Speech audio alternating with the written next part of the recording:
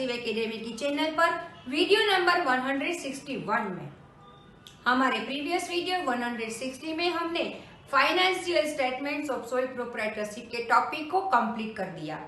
आज के इस वीडियो से हम शुरू कर रहे हैं adjustment in preparation of financial statement. पहले तो ये समझते हैं कि जरूरत क्या है एडजस्टमेंट की। Adjustment entries need to be incorporate at the close of the year का जब क्लोज होता है, ईयर का जब एंड होता है, तभी हमें एडजस्टमेंट एंट्री डालनी होती है in order to prepare correct accounts, यानी कि correct value of profit and loss.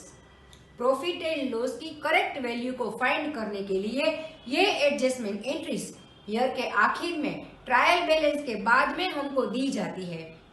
जब हम ट्रायल बैलेंस के ऊपर से trading account, profit and loss account and balance sheet बनाते हैं, तभी ट्रायल बैलेंस के साथ साथ जो भी हमें एडजस्टमेंट एंट्रीज दी जाती है उसको उसी स्टेटमेंट्स में एडजस्ट करने के बाद हम करेक्ट प्रॉफिट एंड लॉस को फाइंड कर सकते हैं।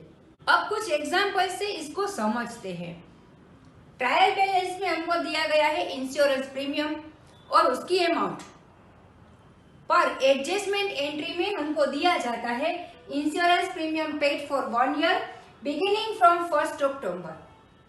हाँ, हम हिसाब तो 1 ईयर का ही लगाते हैं, पर यहाँ पे डेट दी गई है 1 अक्टूबर, मतलब हमने जो इंश्योरेंस लिया उसका स्टार्टिंग हुआ 1 अक्टूबर को और हमने फुल ईयर का पेमेंट दे दिया। पर हमारा जो करंट ईयर है जिसका हम हिसाब किताब कर रहे हैं वो 31 मार्च को क्लोज होता है, यानी कि हाफ जो पेमेंट हमने दिया, फुल जो पेमेंट हमने दिया उसमें से हाफ हमारा है करंट ईयर का एक्सपेंस और नेक्स्ट हाफ है वो है हमारा नेक्स्ट ईयर का एक्सपेंस, यानी कि हमने नेक्स्ट ईयर के लिए एडवांस में, नेक्स्ट हाफ ईयर के लिए एडवांस में पेमेंट कर दिया है, जो हमारा इस ईयर का, इस करंट ईयर का एक्सपेंस नहीं है। अगर हम इस अमाउंट को फुल ईयर में डालते हैं तो हमारा प्रॉफिट उतना कम आएगा, जो करेक्ट नहीं है, क्योंकि ये हमारा एक्सपेंस है वो 6 मंथ का ही है जो हमने 12 ईयर का लिख दिया है। तो इसीलिए अब हम इसको डिवाइड करेंगे। 6 मंथ का पेमेंट हम एक्सपेंस में जाने देंगे और 6 मंथ का हम प्रीपेड एक्सपेंस की तरह से लिखेंगे। अब आगे देखते हैं। Advance against sale of good is received. हमने सेल तो कर दिया है, हमने पेमेंट भी ले लिया है, पर उसके रिलेटेड जो गुड्स हमें देनी थी वो बाकी है, मतलब रियल में वो सेल अभी हुआ नहीं। तो यहाँ पर जो इनकम हमें मिली है, जो रेवेन्यू जनरेट हुई है, वो इस ईयर की है ही नहीं, वो तो नेक्स्ट ईयर के लिए है।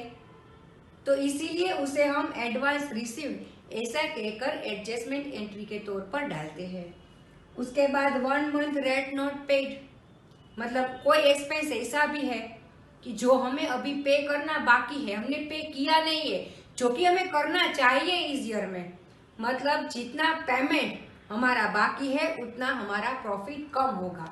तो इस तरह के जो भी एक्सपेंसेस होते हैं कि जो हमने इस ईयर का है पर पे नहीं किया है, उसे हम आउटस्टैंडिंग एक्सपेंस के तौर पर ट्रीटमेंट देते हैं। उसके बाद interest account but not received. जिस तरह से आउटस्टैंडिंग एक्सपेंस है उसी तरह से आउटस्टैंडिंग इनकम भी है, जो इनकम हमें इस ईयर में मिलनी चाहिए पर मिली नहीं है, जिस इनकम से हमारा प्रॉफिट बढ़ता है पर अभी वो इनकम हुई नहीं है। तो इसको भी हम एडजस्टमेंट एंट्री के तौर पर डालेंगे, जिससे हमें करेक्ट वैल्यूएशन ऑफ प्रॉफिट या लॉस पता चलती है। तो अब अलग अलग तरह की एडजस्टमेंट एंट्री कैसी होती है और इसकी इफेक्ट्स कैसे करते हैं वो पहले हम एक टेबल के थ्रू समझते हैं। थियरिकली हमारे माइंड में एक कॉन्सेप्ट जब सेट हो जाता है तो फिर प्रैक्टिकली जब क्वेश्चन के सॉल्यूशन में हमें डालना होता है तो बहुत ही इजी हो जाता है।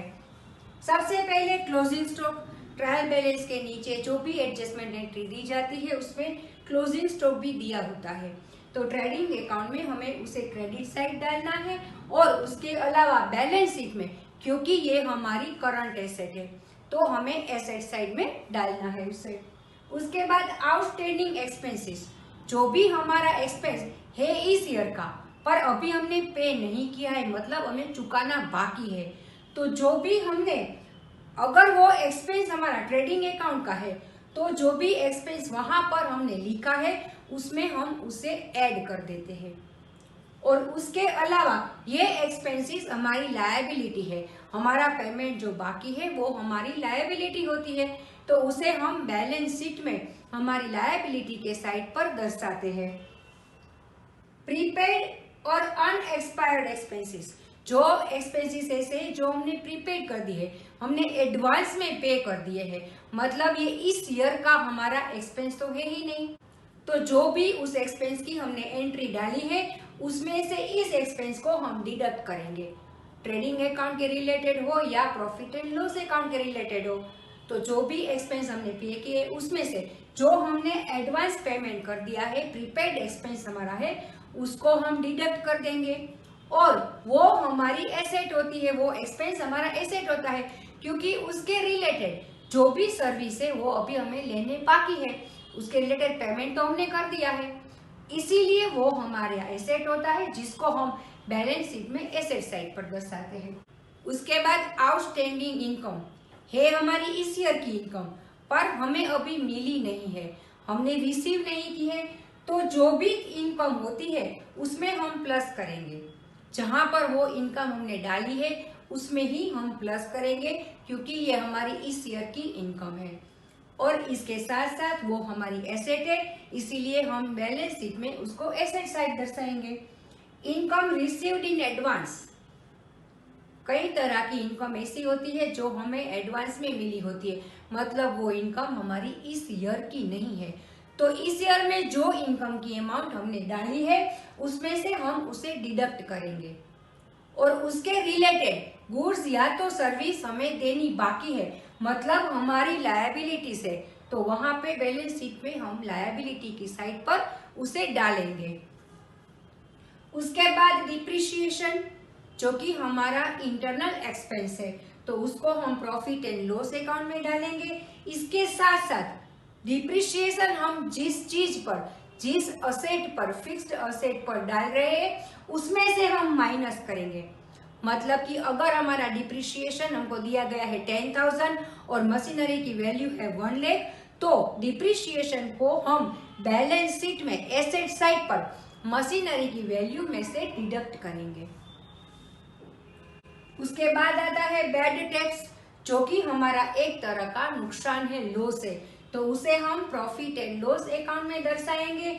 उसके साथ साथ हमारे जो भी डेप्टर्स होते हैं, जो हमारी एसेट है, एसेट साइड पर हमने डाले हैं, उसमें से हम माइनस करेंगे, क्योंकि अब उस रकम को, उस अमाउंट को हमें भूल जाना है, वो हमें मिलने वाली नहीं है, इसीलिए हम उसमें से उसे माइनस करेंगे। उसके बाद इंटरेस्ट ऑन कैपिटल, जो भी फर्म का ओनर है उसकी कैपिटल के ऊपर जो भी इंटरेस्ट तय किया गया है, जो उसको देना होता है, वो फर्म के लिए एक तरह का एक्सपेंस है, जिसे हम प्रॉफिट एंड लॉस अकाउंट में डालेंगे। उसके साथ साथ बैलेंस शीट में लायबिलिटीज के साइड पर जो भी पार्ट ओनर की कैपिटल की अमाउंट होती है उसमें हम प्लस करेंगे, क्योंकि ओनर की कैपिटल उसके इंटरेस्ट के साथ बढ़ेगी। अब आता है ड्रॉइंग ऑफ गुड्स।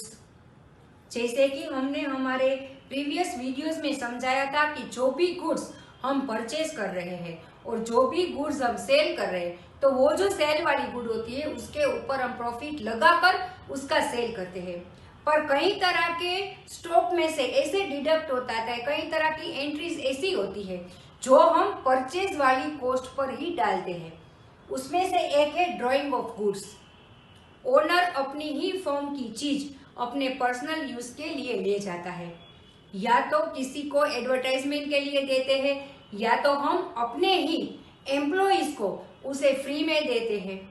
तो इस तरह से जब किसी भी तरह से चीजें जाती है, हम जो गुड्स बेच रहे हैं वो हमारी फर्म से बाहर जाती है पर वो सेल नहीं होती, तब हम उसको परचेज में से डिडक्ट करते हैं और परचेज की जो कॉस्ट होती है उसी अमाउंट से, उसी कॉस्ट से हम उसे डिडक्ट करते हैं। यहाँ पे ड्रॉइंग ऑफ गुड्स से प्रोप्राइटर अपने पर्सनल यूज के लिए चीजें ले गया है, तो उसकी दूसरी इफेक्ट आएगी जो भी ओनर होगा उसकी कैपिटल में से ये अमाउंट हम डिडक्ट करेंगे। उसके बाद एबनॉर्मल लॉस। बिजनेस में कई तरह के सिचुएशन आते हैं जिसमें फिक्स्ड एसेट या तो स्टॉक का एबनॉर्मल लॉस होता है। तो जब बिजनेस में फिक्स्ड एसेट का लॉस होता है तो उसे एक्सपेंस की तरह काउंट करके हम प्रॉफिट एंड लॉस अकाउंट में उसे डालते हैं और उसके रिलेटेड जो भी हमने इंश्योरेंस कंपनी को क्लेम किया है, जिसकी अमाउंट हमें लेनी बाकी है, तो वो जो हमारी एसेट कहलाती है उसे हम एसेट साइड पर डालेंगे। और उसी तरह से स्टॉक भी, हमारा जो स्टॉक का लॉस हुआ है वो एक तरह का लॉस ही है, तो उसे हम प्रॉफिट एंड लॉस अकाउंट में डालेंगे और बैलेंस शीट में एसेट साइड पर डालेंगे। तो इस तरह से यहाँ पे कुछ एग्जाम्पल्स मैंने लिए हैं और बहुत ही आसान तरीके से एक टेबल ड्रॉ करके इस तरह की एंट्रीज जब क्वेश्चन में आती है तो कैसे उसकी इफेक्ट देते हैं वो समझा दिया है। हमारे नेक्स्ट वीडियो नंबर 162 में हम लेंगे एक प्रैक्टिकल एग्जाम्पल। यहाँ पे जो भी आज मैंने थियोरी समझाई है उसको अब हम प्रैक्टिकल एग्जाम में कैसे अप्लाई करते हैं वो हम समझेंगे। तब तक stay tune with Shiv Academy. Thank you.